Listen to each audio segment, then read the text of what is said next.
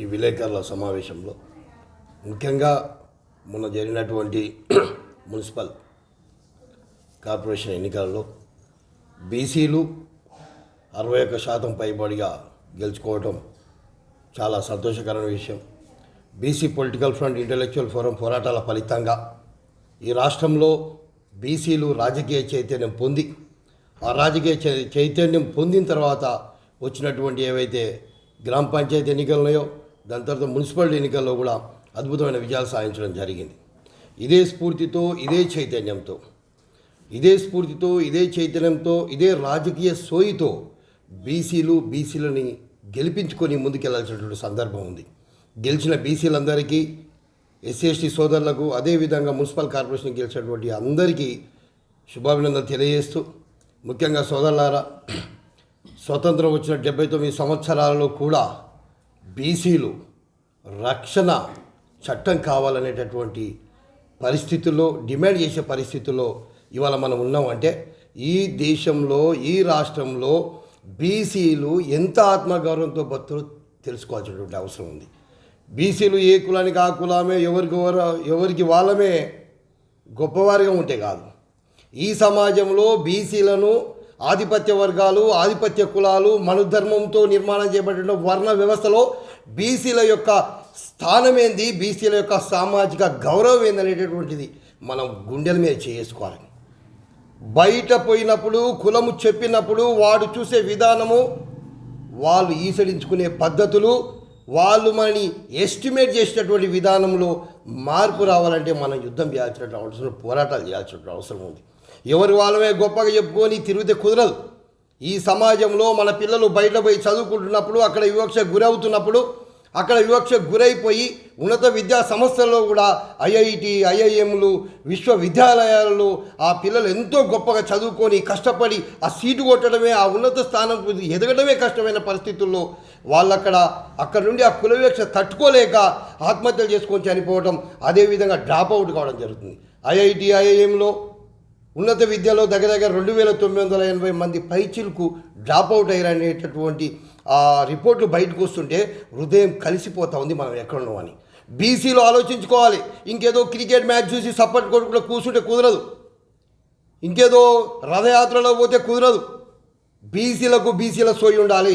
రాబో కాలంలో బీసీలు, బీసీ కుల వృత్తులు, ఈ సమాజంలో బీసీలు అనేవాడు ఉండే అనేటటువంటి పరిస్థితిలో మనం ఉన్నటువంటి తీవ్రమైనటువంటి అణచివేత సమయంలో మనం ఉన్నాం. ఇవాళ యూజీసీ గ్రాంట్ కమిషన్ జారీ చేసేటువంటి ఉన్నత విద్యా సంస్థలో సమానత్వ సాధన నియమావళిని అడ్డుకున్నారంటే సుప్రీంకోర్టు పోయి ఆధిపత్య వర్గాలు హిందూ మతం పేరు చెప్పుకొని హిందూ మతం ముసుగులో నరేంద్ర మోడీ, అమిత్ షాను, బీజేపీ పార్టీని అమితంగా ప్రేమించేటటువంటి విహెచ్పి, బజరంగ్ దళ్, నా సోదరులందరూ ఇలా 10% ఉన్న ఆధిపత్య వర్గాలు యూనివర్సిటీ గ్రాంట్ కమిషన్ సమానత్వ సాధన నియమాలని ఆపివేయాలని నరేంద్ర మోడీని బొమ్మలకు చెప్పుల దండ వేసి పెండ జల్లిరు. దాని మీద పెట్రోల్ పోసి తగలబెడుతున్నారు. బొమ్మలు చెప్పులతో కొడుతున్నారు నరేంద్ర మోడీ, అమిత్ షాని.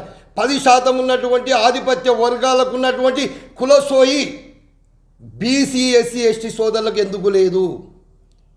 వాళ్లకు ఈ యొక్క సమానత్వ సాధన నియమావళి అమలు జరిగితే మా యొక్క పప్పులు ఉడకవు, మేము ఇక గొప్పగా చెప్పుకొని బతికే పరిస్థితులు ఉండవు. బీసీ, ఎస్సీ, ఎస్టీ సోదరులు, ఆ విద్యార్థులు ఆత్మగౌరవంతో బ్రహ్మాండంగా చదువుకొని ఉన్నత విద్యలోకి వెళ్ళిపోయి ఉన్నత స్థానాలకు ఎదిగిపోతారు. కావున ఈ సమానత్వ సాధన నియమావళిని ఆపివేయాలని సుప్రీంకోర్టు పోతే 2 రోజుల లక్ష్మీకాంత్ శర్మ చీఫ్ జస్టిస్ గారు దానికి స్టే ఇచ్చి పడేసి, మరి 90% ఉన్నటువంటి మన హిందూ బీసీ, ఎస్సీ, ఎస్టీ సోదరులకు ఎందుకు ఆ సోయి లేదు? మన ప్రయోజనాలకు గండి కొడుతున్నప్పుడు, మన విద్యా ఉద్యోగాలని రాకుండా చేస్తున్నప్పుడు, ఈ దేశంలో మనం కుల వివక్ష లేకుండా బతకాలనుకున్నప్పుడు, ఈ దేశంలో సామాజిక గౌరవంతో బీసీలు ఎదిగేటటువంటి అవకాశాలను అడుగడుగున అనేక సంవత్సరాలుగా అడ్డుకుంటున్నటువంటి ఈ దుర్మార్గమైన మనువాద వ్యవస్థని ఎందుకు మనం ప్రశ్నించకూడదు? బీసీ, ఎస్సీ, ఎస్టీ సోదరులు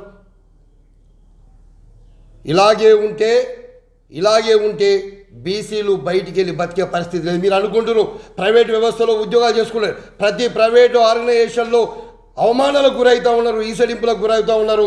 ఇవాళ శ్రీ చైతన్య, నారాయణ కాలేజీలు, విద్యా సంస్థలు చూసుకుంటే ఎంత దుర్మార్గమైన పరిస్థితి. అక్కడున్న డీన్లు మొత్తం బ్రాహ్మణ, కమ్మ, వెలమ, రెడ్డి, వైశ్య, ఓన్లీ ఓసీ వర్గాలే 99% మొత్తం డీన్లు మొత్తం ఉన్నారు.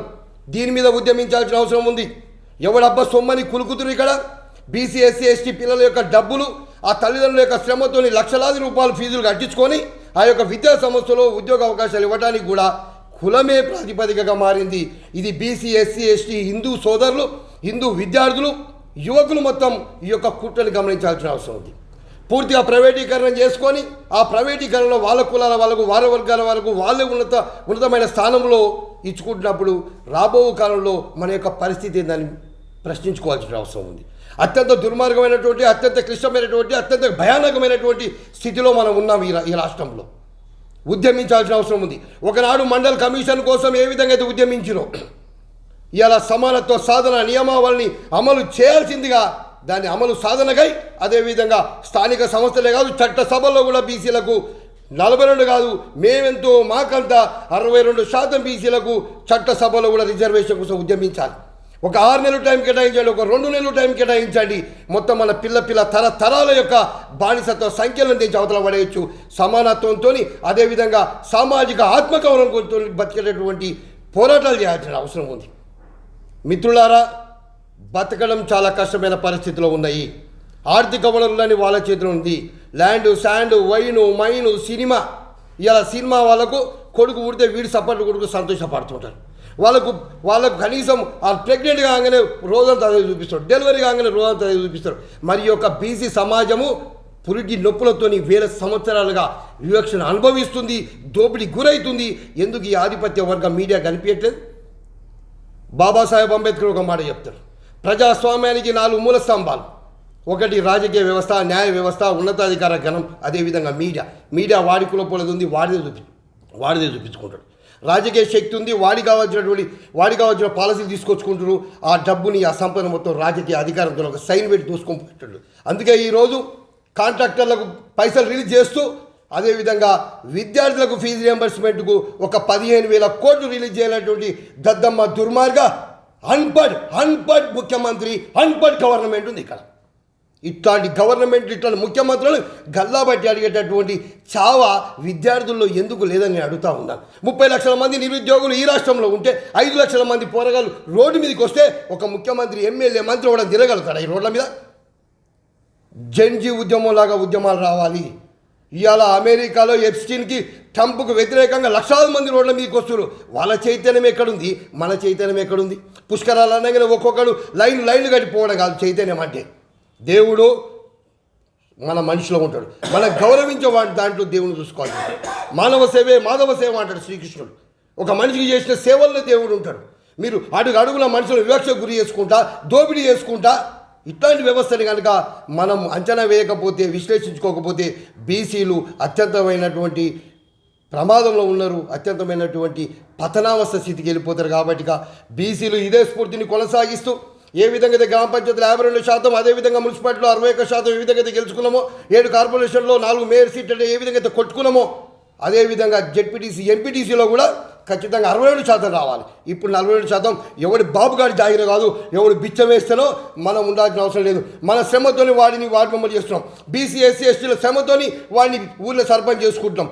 మన ఓట్లతోని వాడిని ఎమ్మెల్యే చేస్తున్నాం, మన ఓట్లతోని వాళ్ళని ఎంపీ చేస్తున్నాం, మన ఓట్లతోని మంత్రి, ముఖ్యమంత్రి చేస్తున్నాం. కాబట్టి రాబోయే కాలం ఖచ్చితంగా బీసీలు అత్యధికంగా 62% సీట్లు ఇవ్వాల్సిందే. మేమెంతో మాకంతా వాటా కోసం కొట్లాడగలిగితే మండల్ కమిషన్ ఉద్యమం ఏ విధంగా అయితే తీసుకెళ్ళినామో అదేవిధంగా యూజీసీ గ్రాంట్ కమిషన్ జారీ చేసినటువంటి సమానత్వ సాధన నియమావళి కోసం అందరూ ఉద్యమంలోకి రావాలి. తల్లులు, పిల్లలు, విద్యార్థులు, యువకులు, మేధావులందరూ వచ్చి రోడ్ల మీద ధర్నాలు చేసి పెద్ద ఎత్తున ఉద్యమం చేసి బీసీల యొక్క హక్కులు సాధించుకోవడం కోసం ముందు వరుసలో ఉన్న తెలియజేస్తూ నాకు ఈ అవకాశం ఇచ్చినటువంటి మా political front chairman Balagonda Balaraju గౌడన్న గారికి, అదేవిధంగా వైస్ చైర్మన్ దుర్గన్న గారికి, అదేవిధంగా